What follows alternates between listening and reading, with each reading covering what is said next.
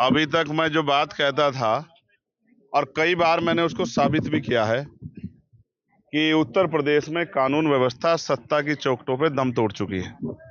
आपने और मैंने देखा कि एक मॉब लिंचिंग यहाँ हुई और उसका वीडियो है कि किस तरह से 12-15 लोग एक आदमी को सरियों से, लोहे की रोडों से, डंडों से पीट रहे और इतना पीटा कि उसकी जान चली जाती है। आज जब मैं उनके परिवार से मिला तो मुझे जानने का मौका मिला कि उसकी 22 फ्रैक्चर थे, 22 जगह से उसकी हड्डियां टूटी गई थी। आप समझो कि उस पर कितने हमले हुए होंगे।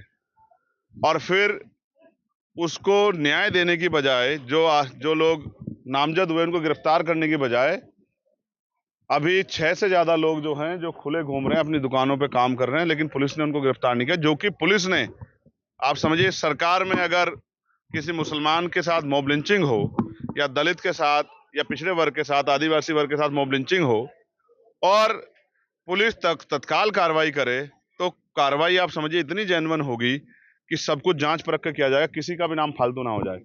तो उन लोगों को वीडियो एविडेंस के आधार पर चिन्हित किया गया और उनमें से 6 लोग बाहर आराम से घूम रहे हैं। उल्टा 11 दिन बाद इन्हीं के परिवार पे के 7 लोगों पे मुकदमा दर्ज कर दिया गया कि भाई ये लोग उसके साथ शामिल थे, जबकि सच ये है कि ये लोग अपने अपने कामों पे अपने अपने घर थे, ये वहां थे भी नहीं। तो मैंने यहाँ के कप्तान साहब से ये मांग की है कि वो घटना को दोबारा चेक कराएं।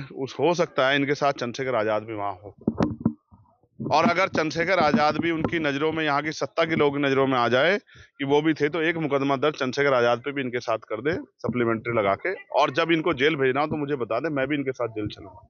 क्योंकि अगर आप न्याय नहीं दे सकते और इस वर्दी की गरिमा को भी नहीं बचा सकते तो आपको कुर्सी पे बैठने का कोई अधिकार नहीं।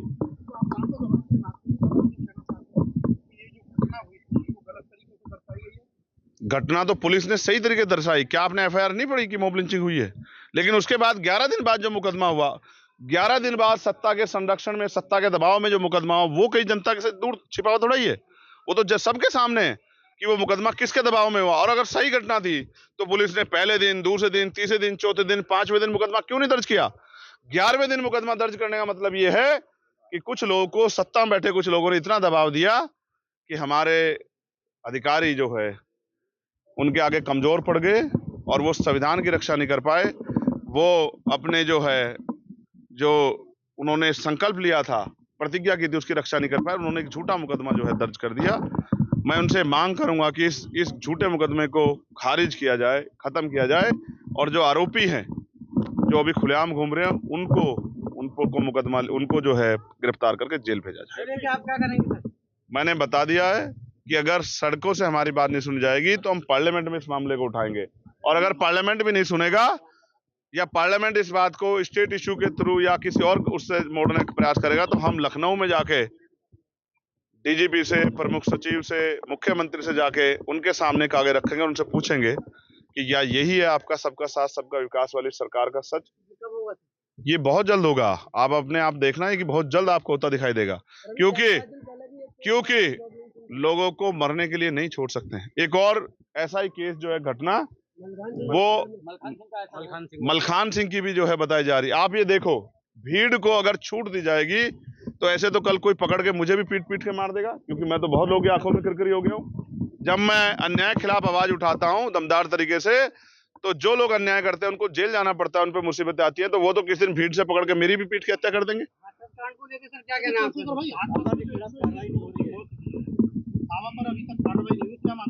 देखो, एक तरफ बाबा पे कार्रवाई नहीं हो रही है, दूसरी तरफ घर में बैठे लोगों, निर्दोष लोगों पे कार्रवाई हो रही है।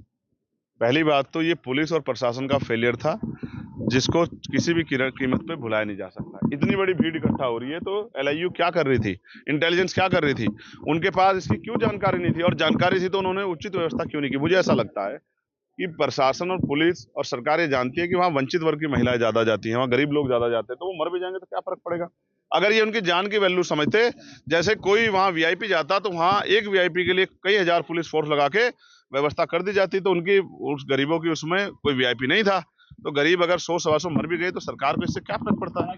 2-2 लाख रुपए का मुआवजा, क्या कितना पैसे का मुआवजा दिया है? मुआवजा कितने पैसे का दिया? तो ये बताओ, एक आदमी की जान की कीमत 4 लाख रुपए होगी सरकार के नजर में?